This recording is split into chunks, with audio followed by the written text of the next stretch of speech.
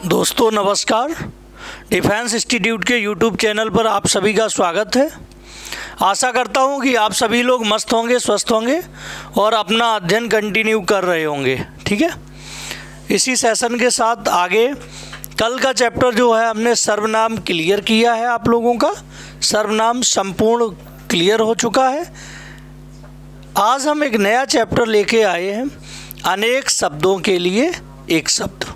कौन सा हमारा चैप्टर है? ये चैप्टर है हमारा अनेक शब्दों के लिए एक शब्द। ठीक है, तो इसको हम लोग कंप्लीट करेंगे। ये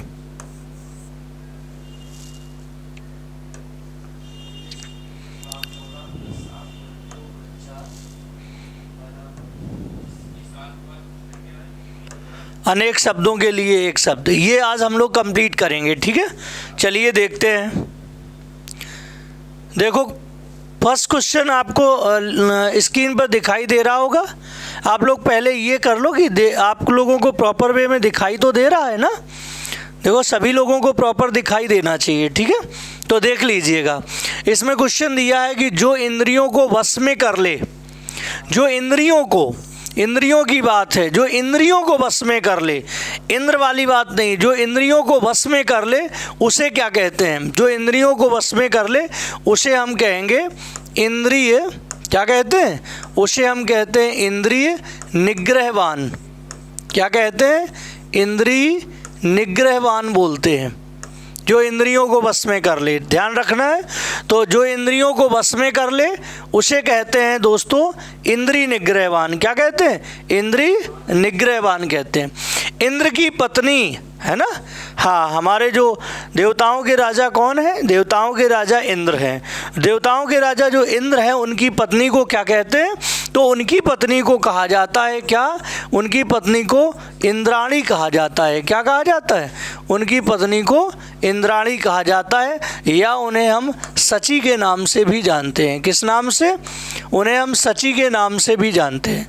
तो आप सची भी कह सकते हो और आप इंद्राणी भी बोल सकते हो, कोई दिक्कत नहीं। ठीक है, जिसने इंद्र को जीत लिया हो। अब इंद्र को, राजा इंद्र की जीतने की बात है ना। देवता इंद्र की जीतने की बात है। तो जिसने इंद्र को जीत लिया हो, जिसने इंद्र को जीत लिया हो उसे हम लोग क्या बोलेंगे? उसे हम लोग बोलेंगे भाई साहब इंद्रजीत। क्या बोलेंगे?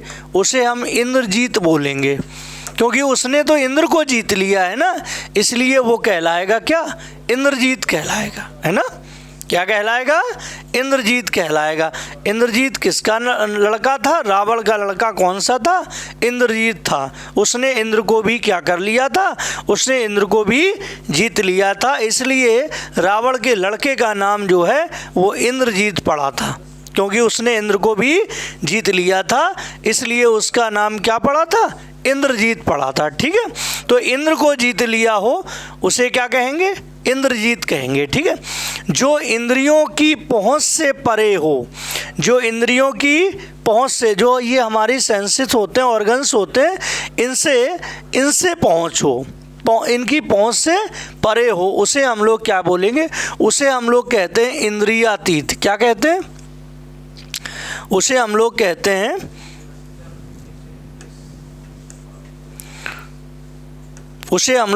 हैं इंद्रियातीत। उसे हम लोग इंद्रियातीत बोलते हैं। ठीक है, ध्यान रखना है। तो जो इंद्रियों की पहुंच से परे हो उसे क्या कहेंगे? इंद्रियातीत कहेंगे। ठीक है, जो इंद्रिय रहित हो, जो इंद्रिय रहित हो, जिसके इंद्रियां ही ना हो, जो इंद्रिय से रहित हो, बिल्कुल इंद्रिय सहित नहीं, इंद्रिय से रहित हो, उसे हम लोग बोलते हैं क्या? निरेंद्रिय। क्या बोलते हैं? उसे हम लोग निरेंद्रिय बोलते हैं। क्या बोलते हैं? निरेंद्रिय बोलते हैं, निरेंद्रिय। ठीक है, तो ध्यान रखना है, जो इंद्रिय रहित हो उसे निरेंद्रिय बोला जाता है। ठीक है, इंद्रियों को जीत लिया हो जिसने, इंद्रियों को जीत लिया हो जिसने इंद्रियों को जीत लिया है उसे हम लोग क्या बोलेंगे? उसे हम लोग जितेंद्रिय बोलेंगे। क्या बोलेंगे? उसे हम लोग जितेंद्रिय बोलेंगे, क्योंकि उसने इंद्रियों को क्या कर लिया है ना। उसे हम लोग जितेंद्री बोलेंगे। जिसने इंद्रियों को जीत लिया हो उसे क्या कहेंगे, उसे हम जितेंद्री बोलेंगे। ठीक है, ये नेक्स्ट देखिए, पूर्व और उत्तर के बीच का कोण कौन सा, पूर्व और उत्तर के बीच का कोण। फिर नीचे लिखा पूर्व और दक्षिण के बीच का कोण। फिर लिखा उत्तर और पश्चिम के बीच का कोण। फिर लिखा है दक्षिण और पश्चिम के बीच का कोण। तो आइए हम देखो ये कोण तुम्हें एक साथ समझा दें। वैसे आप क्या है, वैसे आप ये कोण याद करोगे तो आपको याद नहीं रहेंगे। मैं एक साथ आपको ये कोण याद करवा देता हूँ। देखना, आप इधर देखो, हैं, ठीक। ये आपका कौन सी, ये आपका उत्तर हो गया, और ये आपका क्या हो गया, ये भाई साहब आपका दक्षिण हो गया, और ये आपका भाई साहब क्या हो गया, ये आपका पूर्व हो गया, और ये आपका हो गया कौन सा, पश्चिम। ये दिशाएं तो सभी तुम्हें दिखाई दे रही, क्लियर है ना। यस, उत्तर, दक्षिण, पूर्व और पश्चिम। अब उन्होंने यदि ये पूछ लिया, ये वाला पूछ लिया आपसे, कौन सा वाला, ये वाला जो कोण होगा, उत्तर और पूर्व के कोण, उत्तर और पूर्व के बीच का कोण पूछ ले, चाहे उत्तर पूर्व कह दे चाहे पूर्व उत्तर कह दे, इसमें कोई दिक्कत नहीं है। ध्यान रखना है आपको, इसमें कहीं कोई प्रॉब्लम नहीं है। तो आप कह देना कि भाई साहब कौन सा कोण है, ये ईशान कोण है। कौन सा, तो आप कह देना भाई साहब ये ईशान कोण है। ठीक है, यस, देखते जाओ आप इस आकृति से अच्छे से। अब कोई ये कह दे कि ये भाई साहब इधर, अब ये वाला पूरा कर लो, है ना, इस तरह से पूरा कर लो या इस तरह से पूरा कर लो, इसी तरफ से पूरा कर लो। उत्तर और पूर्व के कोण कौन सा, ईशान कोण, है ना। यदि वही कह दे पूर्व और दक्षिण का कोण, ये वाला पूछ ले, पूर्व और दक्षिण का कोण पूछ ले, तो आप भाई साहब कह दो कि आग्नेय कोण। कौन सा, ये आपका आग्नेय कोण हो जाएगा। कौन सा, ये आपका आग्नेय कोण हो जाएगा, ये आपका ईशान कोण हो जाएगा, ये आपका आग्नेय कोण हो जाएगा। ओके, यस, ये आपका आग्नेय कोण हो जाएगा, है ना। यस, तो ये देखो नीचे तक जा रहा है, इसको हम इतने ही में बना दें तो ये सही रहेगा। इसमें चारों कोण आपके क्लियर हो जाएंगे। यस, हाँ, चलो तो इसको हम लोग देख लेते हैं। इसको इतने ही में बनाना है, ठीक है, उसमें आपको हमें समझाने में असुविधा नहीं होगी। ठीक, देखो ये यहाँ तक लिखे हुए हैं ये कोण, तो यहीं तक बनाएंगे हम लोग इतने ही में। ठीक है, ये आपके ये आपका जो है ये कौन सा है, ये आपका उत्तर है। कौन सा है, ये आपका उत्तर है। ये आपका कौन सा है, ये आपका भाई साहब दक्षिण है। ये आपका कौन सा है, ये आपका पूर्व है। ये आपका कौन सा है, ये आपका पश्चिम है। कौन सा है, ये पश्चिम है। ठीक है, अब पूछ ले, वो पूछ लिया, उसने पूछा पूर्व और कौन सा, पूर्व और उत्तर का कोण। तो आपने कह दिया ये भाई साहब कौन सा है, ये आपका ईशान कोण है। कौन सा, ये आपका ईशान कोण है। ध्यान रखना, पूर्व और उत्तर का कोण पूछ ले तो ईशान कोण हो जाएगा। ये आप लोगों को दिखाई दे रहा।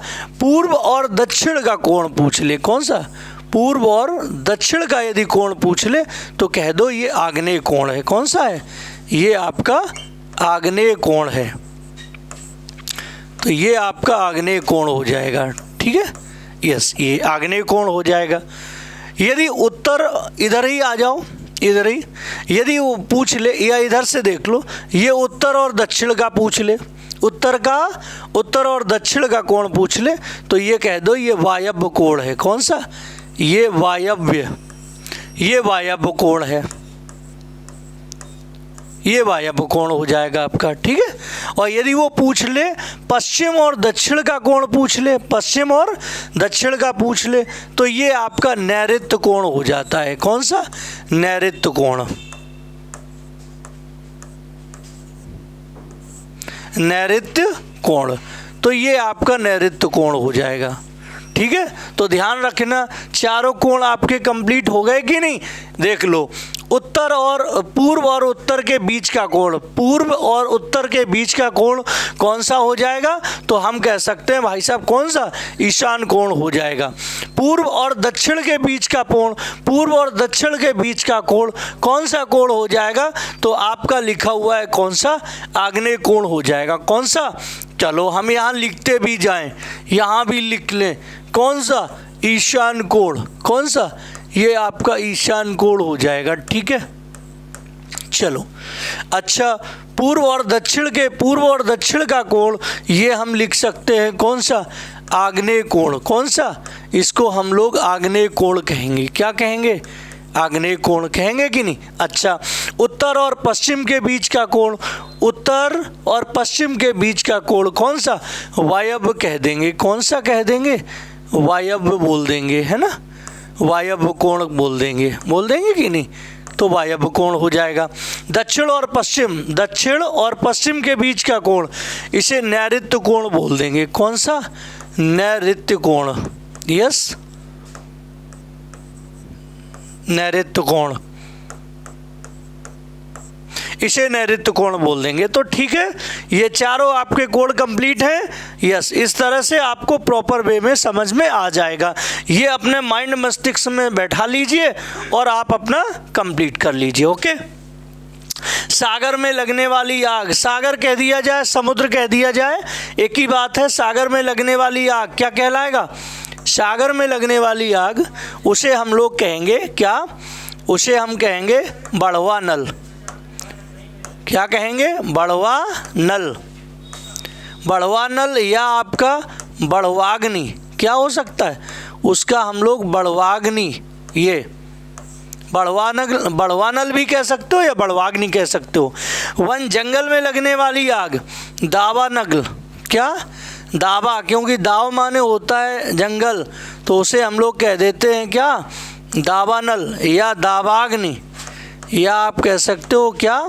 दावाग्नि, ये दावाग्नि कह सकते हो। ठीक है। पेट में लगने वाली आग, उसे कहते हैं जठराग्नि। क्या कहते हैं? जठराग्नि।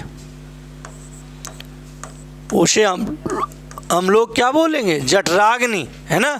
तो उसे हम लोग पेट में लगने वाली आग जठराग्नि, जंगल में लगने वाली आग दावानल और दावाग्नि, समुद्र में लगने वाली आग बढ़वानल या बढ़वाग्नि। ठीक है, ये आपके कंप्लीट हो जाएंगे। ओके, नेक्स्ट देखिए, जो एक से अधिक भाषा बोलता हो, जो एक से अधिक भाषा बोलता हो, उसे क्या कहेंगे? बहुभाषी। क्या बोल देंगे? उसे हम लोग बोलेंगे अरे ये भैया ये तो बहुभाषी है, ये तो एक से ज़्यादा भाषाएं बोलता है, तो उसे क्या कहेंगे? बहुभाषी बोलेंगे। ठीक है। जो एक से अधिक भाषा जानता हो, भाई जो एक से अधिक भाषा जानता हो, अरे यहाँ बोलने की बात नहीं है, वो तो बहुभाषी होता है, भाष से भाषा। जो एक से अधिक भाषा जानता हो, जानने की बात है, उसे क्या कहेंगे? उसे कहेंगे बहुभाषाविद। उसे कहते हैं बहुभाषाविद। विद का मतलब विद्वान, जो बहुत भाषाओं को जानता हो उनमें, है ना, उसे बहुभाषाविद कहते हैं। अतिथि सत्कार की भावना, अरे अतिथि सत्कार की भावना, अरे तुम्हारे यहाँ कोई रिश्तेदार आ रहे हैं, तुम्हारे अंदर अतिथि सत्कार की भावना है, तो आप उनका बहुत अच्छे से स्वागत करते हैं कि नहीं? यस, तो हमारे अंदर अतिथि सत्कार की भावना होनी भी चाहिए। अतिथि सत्कार की भावना उसे कहते हैं आतिथ्य। क्या कहते हैं? आतिथ्य बोलते हैं। अतिथि सत्कार की भावना उसे कहते हैं क्या? आतिथ्य बोलते हैं। ठीक है, यस। अतिथि की सेवा करने वाला, उसे क्या कहेंगे? आतिथेय। क्या कहेंगे? उसे कहेंगे आतिथेय। अतिथि सत्कार, अतिथि की सेवा करने वाला, कौन सा? आतिथेय। और अतिथि सत्कार की भावना है जिसके अंदर, उसे कहते हैं क्या? आतिथ्य कहते हैं। क्या कहते हैं? आतिथ्य कहते हैं। ठीक है। पहाड़ के ऊपर की समतल भूमि, ठीक है बेटा, पहाड़ के ऊपर की समतल भूमि, पहाड़ के ऊपर की समतल भूमि। तो देखो इसको कैसे याद रखना है, ऊपर की समतल, ऊपर की बात हो रही, लेकिन हम लोग लिखेंगे क्या, देखो उसे हम लोग कहते हैं आदित्य का, क्या कहते हैं उसे हम लोग आदित्य का कहते हैं, क्या कहते हैं, आदित्य का कहते हैं। ठीक है, देखो ध्यान क्या रखना है, उसे हम क्या कहते हैं, आदित्य का। अब कैसे, अधो माने, देखो अधो माने होता है नीचे, लेकिन ये ऊपर की बात है। कहाँ की बात है, ऊपर। ऊपर के लिए ध्यान रखना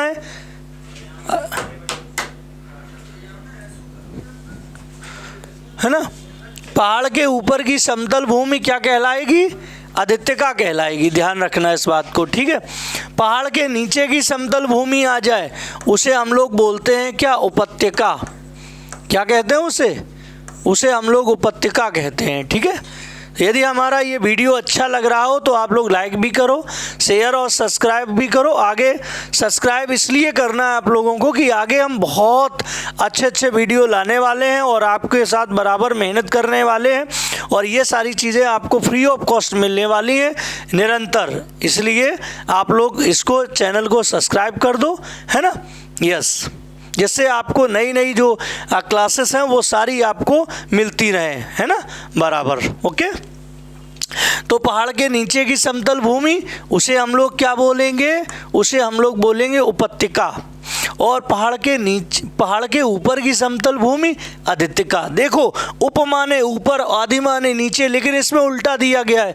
जहाँ बात हो रही है ऊपर की, वहाँ लिखा हुआ है आदि, और जहाँ बात हो रही है नीचे की, वहाँ लिखा हुआ है क्या, उप। तो हम लोग इसको कैसे सीखेंगे कि उल्टा होता है भाई साहब, क्या होता है, उल्टा। जब बात नीचे की हो जाता है उप वाला, क्या हो जाता है, जब बात नीचे की हो जाता है उप वाला उपत्यका, और जब बात ऊपर की हो जाता है नीचे वाला कौन सा, आदित्य का हो जाता है। कौन सा, आदित्य का। तो दोनों क्लियर हो गए कि नहीं। दो पहाड़ों के बीच खाली स्थान, दो पहाड़ों के बीच खाली स्थान, उसे क्या कहोगे, अरे उसे हम लोग बोलते हैं क्या, उसे हम लोग घाटी बोलते हैं। क्या बोलते हैं, घाटी। तो ध्यान रखना है, उसे हम लोग घाटी बोलते हैं। ठीक है, नेक्स्ट देखो, पहाड़ के नीचे का स्थान, यदि ये पूछा जाए पहाड़ के नीचे का स्थान, तो आप कह देना गिरपाद। क्या, गिरपाद बोल देना है। ठीक है, तो उसे गिरपाद कहते हैं, पहाड़ के नीचे का स्थान। गिर मीन्स जानते हो, वैसे भी पहाड़ पर्वत होता है, और पाद मीन्स पैर होता है, तो वही पहाड़ के नीचे का स्थान क्या कहलाएगा, गिरपाद कहलाएगा।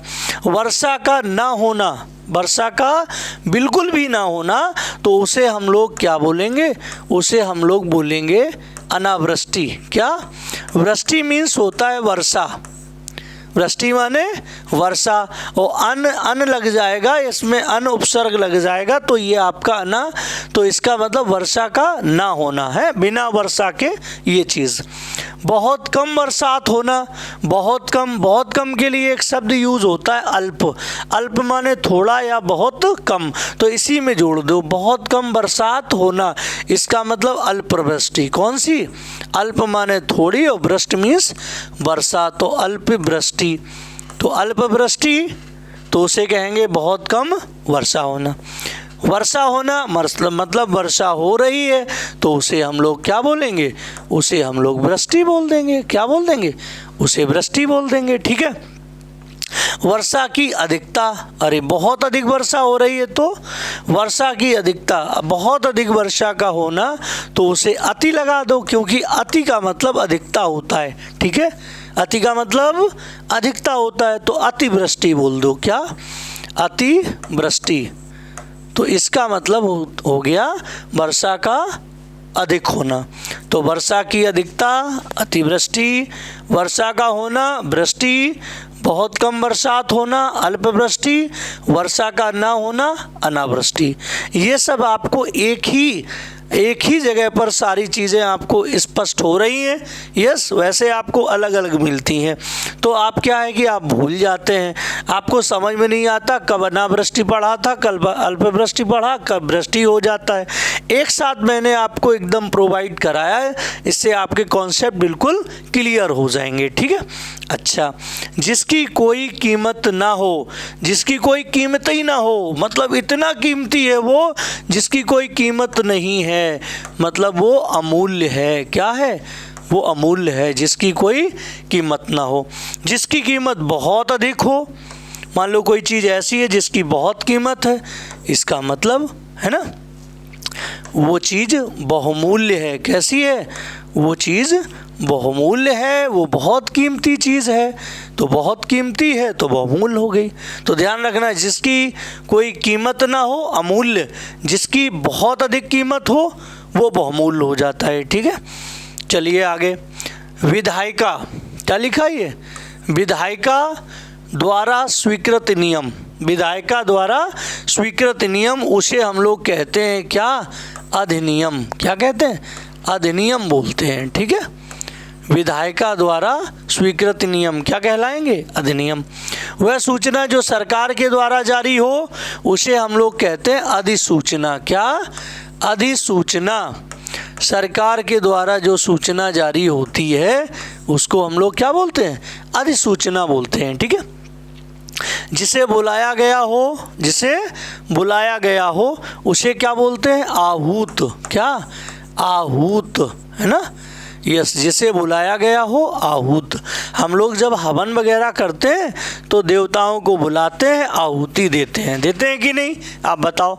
जब हम लोग हवन वगैरह करते हैं, कोई शुभ काम करते हैं तो देवताओं को हम लोग आहुति देते हैं। तो जिसे बुलाया गया हो तो आहुति, और जिसे बुलाया ना गया हो उसे क्या कर दो? उसे आप कर दो क्या? अनाहूत कर दो। क्या? उसे आप अनाहूत कर दो। जिसे बुलाया ना गया हो अनाहूत, जिसे बुलाया गया हो आहूत। वैध संतान, किसी की यदि वैध संतान है उसे हम लोग कहेंगे क्या? अरे उसे हम लोग भाई साहब औरस बोलते हैं। क्या बोलते हैं? औरस बोलते हैं। क्या? औरस। यदि अवैध संतान, किसी की नाजायज संतान, उसके लिए हम लोग बोलते हैं क्या? उसके लिए हम लोग जारज बोलते हैं। क्या बोलते हैं? जारज बोलते हैं, ठीक है। तो अवैध संतान के लिए बेटा जारज, वैध संतान के लिए औरस। ये आपस में विलोम शब्द भी हैं। औरस का विलोम शब्द जारज हो जाता है ना। औरस का विलोम शब्द क्या होता है? जारज। एक जगह लिखे दिखाई दे रहे हैं, बहुत इंपॉर्टेंट है ये, ठीक है। ईश्वर में विश्वास, ईश्वर में विश्वास करने वाला या रखने वाला, उसे हम लोग क्या बोलेंगे? अरे ये तो आस्तिक है। कैसा है? ईश्वर में कोई विश्वास रखने वाला व्यक्ति है, ईश्वर को यदि मानने वाला व्यक्ति है तो उसे क्या कहेंगे? तो उसे हम आस्तिक बोलेंगे। क्या बोलेंगे? आस्तिक, है ना। ईश्वर में विश्वास, ईश्वर में विश्वास न करने वाला, उसे हम लोग नास्तिक बोल देंगे। आप क्या नास्तिक हो, ऐसे बोल देते हैं ना। ईश्वर में विश्वास न रखने वाला क्या कहलाएगा? नास्तिक कहलाएगा। जो धन को व्यर्थ खर्च करता हो, अरे भैया ये धन बर्बाद कर रहा है। व्यर्थ में खर्च करने का मतलब क्या है? धन को बर्बाद करना। वो कहलाएगा आपका क्या? अपव्यय कर रहा है। जो धन को अपव्यय करता है उसे हम लोग अपव्ययी कहते हैं। क्या कहते हैं? अपव्ययी। धन को बर्बाद करने वाला, अपव्यय करने वाला। यस। जो धन को कम खर्च करता हो, कैसा? कम धन खर्च करता हो, वो आपका मितव्ययी है। मितव्ययी, उसे हम लोग मितव्ययी बोलते हैं, ठीक है। जो कम धन खर्च करता है मितव्ययी है, जो बहुत अधिक धन खर्च करता है वो अपव्ययी है। अपव्यय का मतलब फालतू में धन को बर्बाद करना, मितव्यय का मतलब उतना ही खर्च करना जितनी की ज़रूरत हो, ठीक है। ये हवन में जलाने वाली सामग्री, हवन में जो सामग्री हम लोग हवन करवाते हैं, हवन में जो सामग्री हम लोग जलाते हैं उसे भैया क्या कहते हैं? अरे उसे देख लो, उसे कहते हैं क्या? हवी कहते हैं। क्या कहते हैं? उसे हवी के नाम से जानते हैं, ठीक है। अच्छा, हवन में जलाने वाली लकड़ी, अरे भैया हवन में लकड़ी भी तो जलाई जाती है, जलाई जाती है। हवन में हम लोग लकड़ी भी तो जलाते हैं, उस लकड़ी को बोला जाता है क्या? उसे समिधा के नाम से जानते हैं। किस नाम से? समिधा। हवन में जलाने वाली लकड़ी समिधा, हवन में जलाने वाली सामग्री हवि, हवि से हवन, हवि, हवन, हवि, हवन और हवि हो जाता है। ठीक है, हवन में जलाने वाली लकड़ी तो समिधा। जिसने उधार लिया हो, जिसने उधार लिया हो, अरे वो तो रेडी होगा। जिसने उधार लिया होगा वो आपका क्या होगा? वो आपका रेडी होगा, कर्जी होगा। वो आपका होगा कि नहीं होगा? उसने पैसा आपसे उधार लिया है ना, तो आपका वो रेडी है। रेडी का मतलब आपका कर्जी है वो। यस। जिसकी उपमा ना दी जा सके, अरे जिसकी उपमा नहीं दी जा सकते उसे अनुपमेय, उसे अनुपमेय कहते हैं। क्या कहते हैं? अनुपमेय या अनुपम, है ना। यस, उसे हम अनुपम या अनुपमेय बोल सकते हैं। जिसकी उपमा ना दी जा सके, अनुपमेय। ओके, ये चीज़। नेक्स्ट देखो, जिसने ऋण पूरा चुका दिया हो। एक ऐसा बंदा है जो ये कह रहा हमने तो भैया ऋण पूरा चुका दिया, अब हम पे कोई कर्जा वर्जा नहीं है। इसका मतलब वो कर्जा से हो गया है क्या? उऋण हो गया। वो क्या हो गया? वो उऋण हो गया है। कर्जे से उऋण हो गया, उसको हम लोग क्या कहेंगे? उसे हम लोग उऋण कहेंगे, है ना। इसको देखो एक बार और लिख देते हैं सही से। ठीक है, उऋण है वो। ठीक है,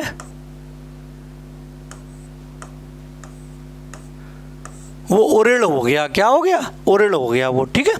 अच्छा, जिसे अपने कर्तव्य का ज्ञान ना हो, यहाँ बच्चा यहाँ ना लगा लेना। ठीक है, यहाँ पे ना है, यहाँ पे बच्चा ना लगा लेना। जिसे अपने कर्तव्य का ज्ञान ना हो, जिसे अपने कर्तव्य का ज्ञान नहीं है बच्चा, है ये ज्ञान नहीं है कि हम क्या करें, इस बात का ज्ञान नहीं, कर्तव्य का ज्ञान नहीं कि क्या करना चाहिए क्या नहीं करना चाहिए, उसको हम लोग क्या बोलेंगे? उसको हम लोग बोलेंगे कर्तव्य, उसे हम लोग बोलेंगे कर्तव्य विमूढ़। क्या बोलेंगे? कर्तव्य विमूढ़ बोलेंगे। ठीक है, हाँ, उसे हम लोग बोलेंगे कर्तव्य विमूढ़ बोलेंगे। ठीक है, एक ऐसा व्यक्ति जिसे अपने कर्तव्य का ज्ञान ना हो, उसे क्या कहेंगे? कर्तव्य विमूढ़। जो अपने कर्तव्य का निश्चय ना कर सके, एक ऐसा व्यक्ति है जिसे यही नहीं पता हमें करना क्या है, हमें क्या करना है क्या नहीं करना है, कर्तव्य का निश्चय नहीं कर पा रहा बेचारा, वो तो आपका है वो किम और कर्तव्य विमूढ़ है। वो क्या है? वो किम कर्तव्य विमूढ़ है। उसे हम किम कर्तव्य विमूढ़ बोलेंगे। ठीक है, क्या बोलेंगे? किम कर्तव्य विमूढ़। कर्तव्य विमूढ़ में हमने किम जोड़ दिया तो ये हो गया आपका किम कर्तव्य विमूढ़ हो गया वो। ठीक है, जिसकी गर्दन कबूतर की तरह सुंदर हो। कबूतर देखा है? कबूतर की गोल गोल बढ़िया सुंदर सी गर्दन होती है, उसको हम लोग कबूतर को कहते हैं कपोत कहते हैं। क्या कहते हैं? कपोत। और गर्दन के लिए शब्द जोड़ा जाता है क्या? ग्रीवा। तो उसे हम कहेंगे कपोत ग्रीवा। क्या? कपोत ग्रीवा। तो जिसकी गर्दन कबूतर की तरह सुंदर हो उसे कहेंगे कपोत ग्रीवा कहेंगे। ठीक है, जिसकी ग्रीवा संघ की तरह सुंदर हो, है ना, ये देख रहे हो क्वेश्चन, जिसकी ग्रीवा संघ की तरह हो। ठीक है, संघ की तरह जिसकी ग्रीवा हो उसे हम लोग क्या बोलते हैं? उसे बोलते हैं कातुब ये ग्रीवा, उसे बोलते हैं कातुब ग्रीवा बोलते हैं। क्या बोलते हैं? उसे कातुब ग्रीवा बोलते हैं, जिसकी ग्रीवा संघ की तरह हो। ठीक है, जो किए गए इधर किए जो किए गए उपकार को मानता हो। अरे आपने कोई किसी के ऊपर एहसान किया है, क्या किया है? एहसान किया है, और आपके एहसान को वो बंदा मानता भी है, हाँ कि आपने हमारे साथ बहुत उपकार किए, आपने हमारी बड़ी मदद की है। यदि आपने किसी के साथ उपकार किए हैं, आपने उसकी मदद की है और वो इस बात को मानता है, तो जो किए गए उपकारों को मानता हो वो आपका बंदा जो है वो आपका कृतज्ञ है। क्या है वो कृतज्ञ है। यस, वो ऐसा नहीं है कि आपके उसको ना माने। तो किए गए उपकारों को मानता हो उसे कृतज्ञ। जो किए गए जो किए गए उपकारों को नहीं मानता हो उसे हम लोग कहते हैं बेटा कृतघ्न बोलते हैं। क्या बोलते हैं? उसे हम लोग कृतघ्न। इसको याद कैसे करना है? जो किए गए उपकारों को मानता हो कृतज्ञ, जो किए गए उपकारों को नहीं मानता हो, इसमें देखो नहीं जुड़ा है, इसमें भी देखो पीछे ना जुड़ा है, तो नहीं ना, तो ना वाले के लिए ना आंसर दे देना, जिसमें ना लगा हो उसमें ना नहीं लिखना है। ठीक है, इस बात को समझना है। ऐसे आप याद कर सकते हो।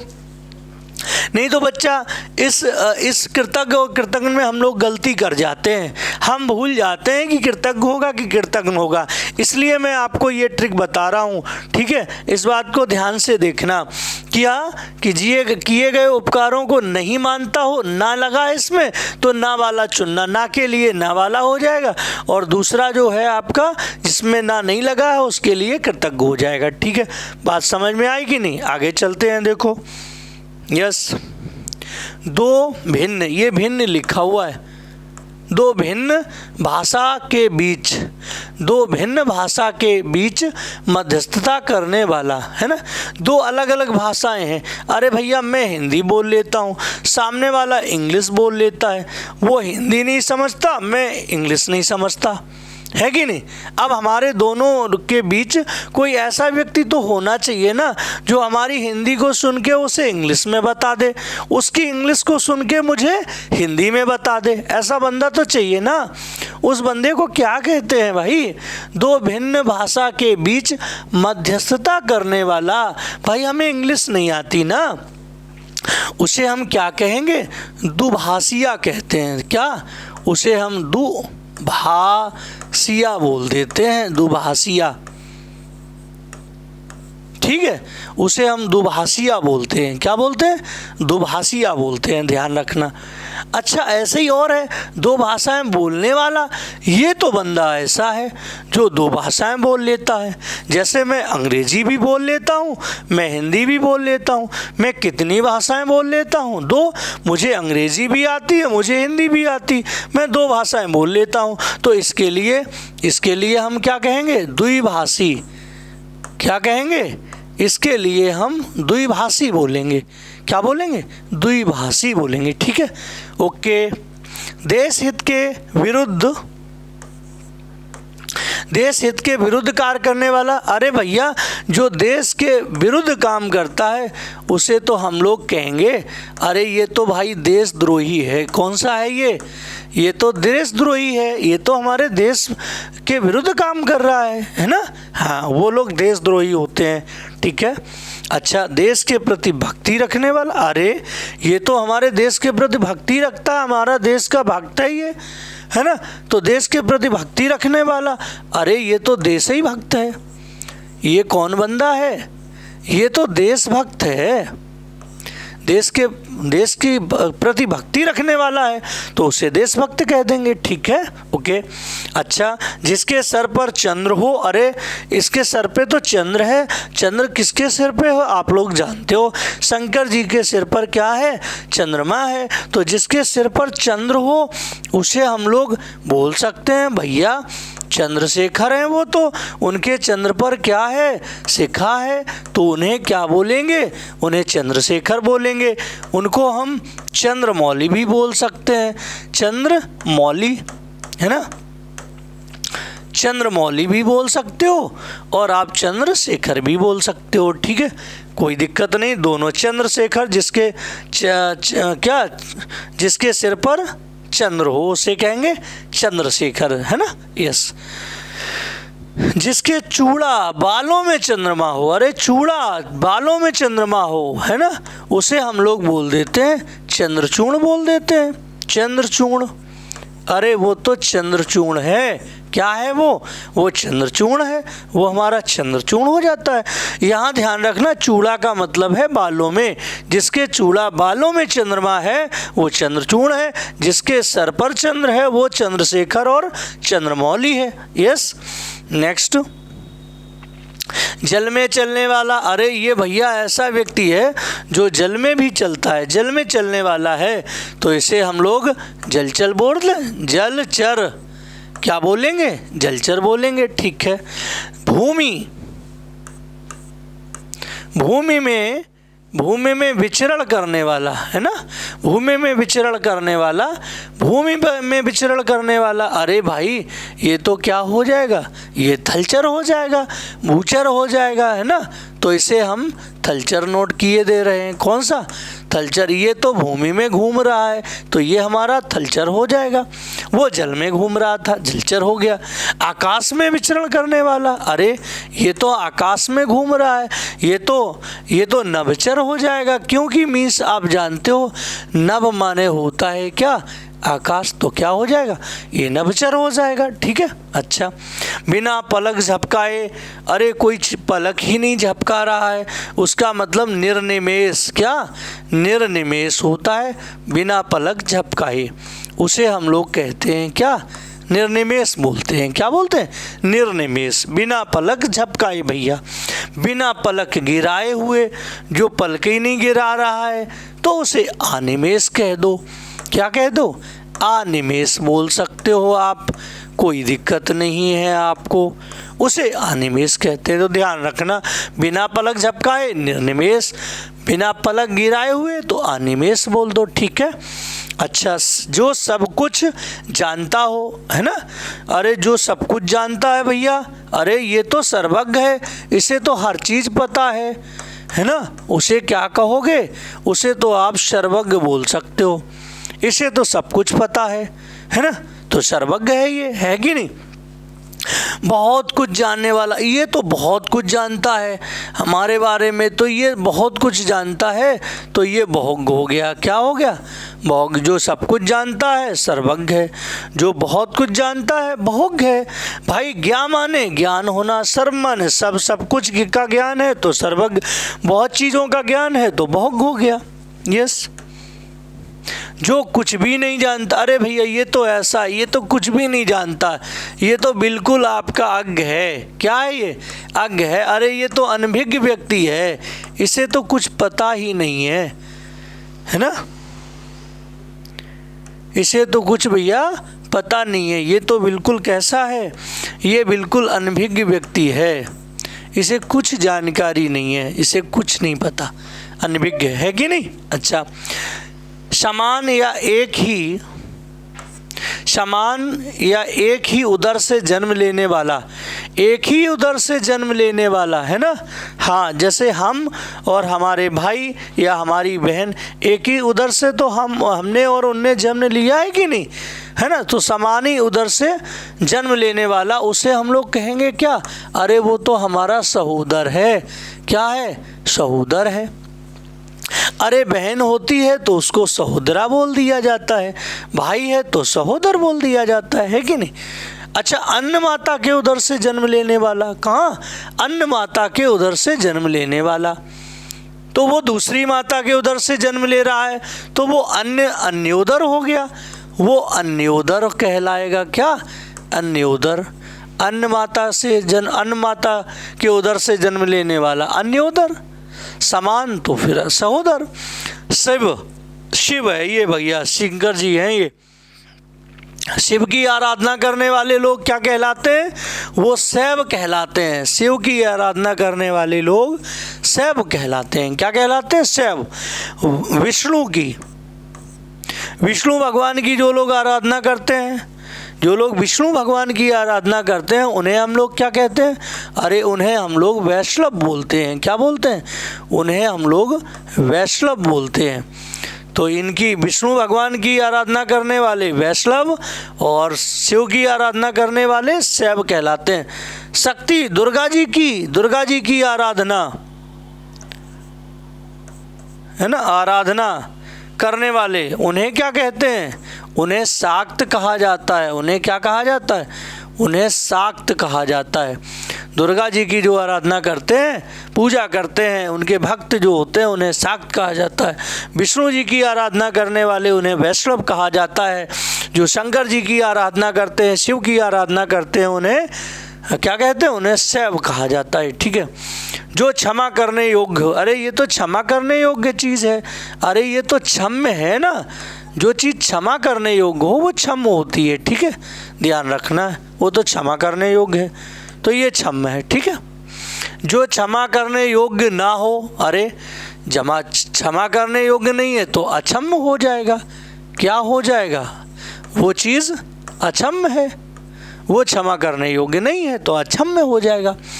3 व्यक्तियों का समूह, अरे 3 व्यक्तियों के समूह को हम लोग त्रयी बोलते हैं भाई साहब। क्या बोलते हैं?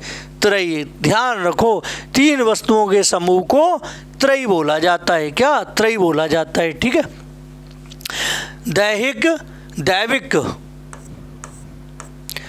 दैहिक, दैविक और भौतिक संताप।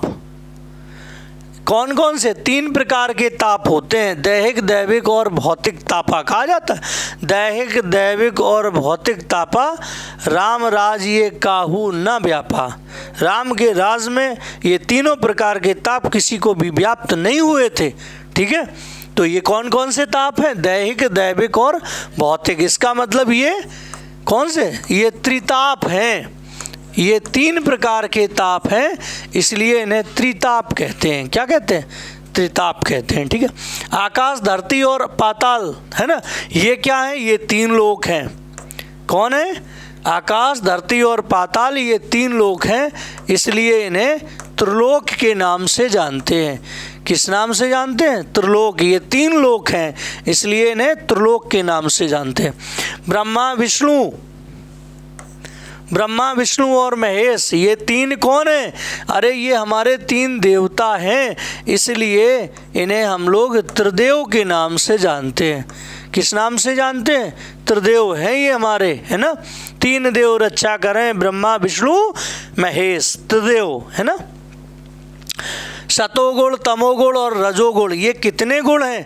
3 गुण होते हैं। सतोगुण होता है, तमोगुण होता है और रजोगुण होता है। 3 गुण हैं, तो ये त्रिगुण हो गए भाई साहब। कौन से हो गए? त्रिगुण हो गए। तो 3 गुण होते हैं जिनमें, वो त्रिगुण हो जाता है, ठीक है। जो जानने योग्य हो, अरे जो जानने योग्य है वो चीज़ ज्ञातव्य है भाई, वो चीज़ हमें ज्ञात है ना। तो जो चीज़ जानने योग्य होती है, ध्यान रखो, जो चीज़ जानने योग्य है उसे क्या कहते हैं? ज्ञातव्य। कि ये चीज़ तो हमें जानने योग्य है ना, ये चीज़, इसलिए जानना चाहिए आपको। जानने योग्य है तो वो चीज़ ज्ञातव्य है। क्या है? ज्ञातव्य है, ठीक है। जो बताया जा चुका हो, है ना, जिसको बताया जा चुका हो, इसका मतलब वो चीज़ ज्ञापित है। कैसी है? जो ज्ञापित है, जो बताई जा चुकी है वो ज्ञापित है, ठीक है। ये जो जाना जा चुका हो, नहीं, जो बताया जा चुका हो, जो जाना जा चुका हो, उसे कहते ज्ञात। ये तो हमें, ये चीज़ तो हमें ज्ञात है ना। जो जाना जा चुका हो, ज्ञात, ये चीज़ हमें ज्ञात है। जो जाना जा सके, जो जानने योग्य हो, जिसे जाना जा सकता है, उसे कहते हैं ज्ञेय। जो चीज़ जानने योग्य हो, जिसे जाना जा सके, उसे ज्ञेय कहते हैं, और जिसे ना जाना जा सके वो अज्ञेय होता है। सच्चिदानंद हीरानंद वात्स्यायन अज्ञेय, अज्ञेय पढ़ा है आपने? हाँ, इनका पूरा नाम आ जाता कभी कभी, सच्चिदानंद हीरानंद वात्स्यायन अज्ञेय। जिसे जाना ना जा सके उसे अज्ञेय, और जिसे जाना जा सके, जो जाना जा सके वो ज्ञेय होता है, ठीक है। अच्छा, मरने की इच्छा, भाई मरने की इच्छा तो किसी की नहीं होती है ना। तो मरने की इच्छा उसे मुमूर्षा क्या कहते हैं? उसे मुमूर्षा कहते हैं। मुमूर्षा, मरने की इच्छा, मुमूर्षा। मरने की इच्छा रखने वाला, उसे क्या कहेंगे? तो इसमें मुमूर्षु कह देते हैं। क्या? मुमूर्षु कह देते हैं ये। हाँ, इसकी वर्तनी भी ध्यान रखना भाई, इसकी वर्तनी में भी ये शब्द पूछे जाते हैं। हाँ, जल्दी से ये ना लोगों को क्लियर नहीं होते, इसलिए मुमूर्षा और मुमूर्षु ध्यान रखना है। खाने की इच्छा रखने वाला, बुभुक्षु। कौन सा? बुभुक्षु।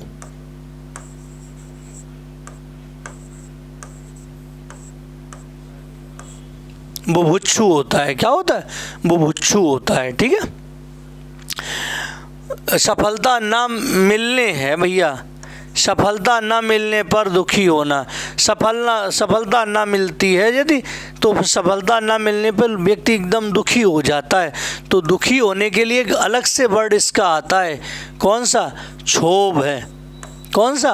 क्षोभ आता है। तो उससे बड़ा क्षोभ होता है।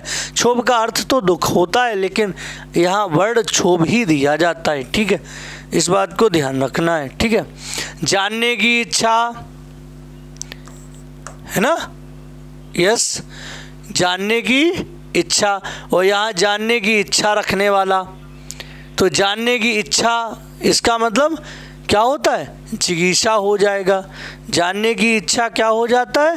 जिज्ञासा हो जाता है भाई। ठीक है, हाँ, देख लेना है ना।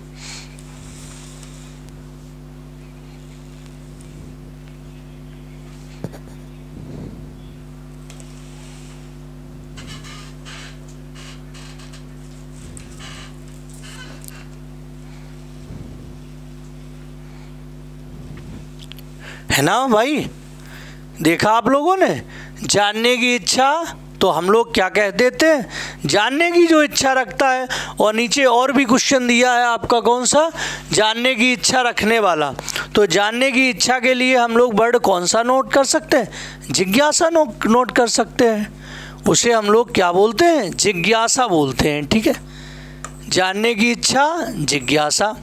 और जानने की इच्छा रखने वाला, उसे हम लोग जिज्ञासु बोल देते हैं। क्या बोल देते हैं? उसे हम लोग जिज्ञासु बोल देते हैं। अरे वो तो जिज्ञासु है, अरे उसके अंदर तो जानने की इच्छा है। तो जानने की इच्छा रखने वाला जिज्ञासु, और जानने की इच्छा जिज्ञासा होता है। ठीक है, युद्ध करने की इच्छा, युयुत्सा, इसे हम लोग युयुत्सा बोलते हैं। क्या बोलते हैं? युयुत्सा, यस, युद्ध करने की इच्छा, युयुत्सा। युद्ध करने की इच्छा रखने वाला युयुत्सु, क्या बोलते हैं? युयुत्सु बोलते हैं। ठीक है, युयुत्सु बोल देते हैं इसे, युयुत्सु। ठीक है, मोक्ष पाने की इच्छा, अरे मुमूर्छा, क्या बोलते हैं? इसे हम लोग मुमूर्छा बोलते हैं। ठीक है, मुमूर्छा, इसे हम लोग क्या बोलते हैं? मुमूर्छा बोल देते हैं। ठीक है, यस। अच्छा, ये देखो, ये मोक्ष की इच्छा रखने वाला मुमुर्क्षु, इसे मुमुर्क्षु बोलते हैं। क्या? ये देखो इधर, ये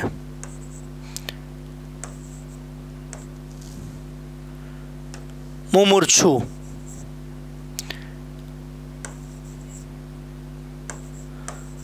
मूर्छू हो जाता है, ये मुमुक्षु हो जाता है, वो मुमुच्छा हो जाता है। ठीक है, ये आपका ये मात्रा नहीं चढ़ाना है। ठीक है, यस, मुमुक्षु। किसी वस्तु को पाने की तीव्र इच्छा, किसी वस्तु को पाने की तीव्र इच्छा, उसे हम लोग अभीप्सा बोलते हैं। क्या बोलते हैं? अभीप्सा। ठीक है, किसी वस्तु को पाने की तीव्र इच्छा क्या कहलाएगा? अभीप्सा कहलाता है। क्या? अभीप्सा कहलाता है। ठीक है, तो आज हम लोगों ने करीब 80 समथिंग, करीब 80 समथिंग हम लोगों ने कंप्लीट किए हैं, है ना। अनेक शब्दों के लिए एक शब्द, और आगे की क्लासेस में हम लोग इम्पॉर्टेंट सारे डिस्कस करेंगे। आप लोग बिल्कुल भी चिंता मत करिए, है ना।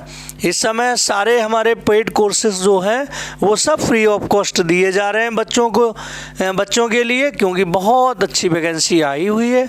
यस, तो आज हम लोग इतना ही रखेंगे। जय हिंद दोस्तों।